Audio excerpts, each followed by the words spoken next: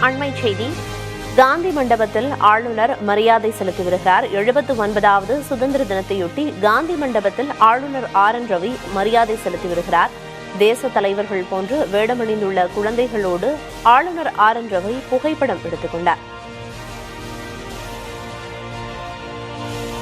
79வது சுதந்திர தின விழாவையொட்டி காந்தி மண்டபத்தில் ஆளுநர் தனது மரியாதையை செலுத்தினார்.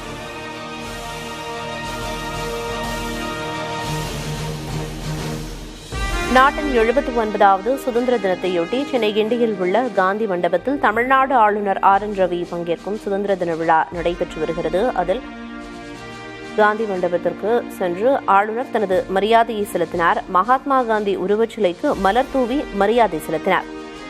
தொடர்ந்து சுதந்திர தின விழாவையொட்டி ஏராளமான குழந்தைகள் மகாத்மா காந்தி, பாரதியார், அம்பேத்கர், விவேகானந்தர், நேதாஜி உள்ளிட்ட தேச தலைவர்களின் வேடமணிந்து விழாவில் பங்கேற்றனர். அவர்களோடு புகைப்படமும் எடுத்துக் கொண்டார்.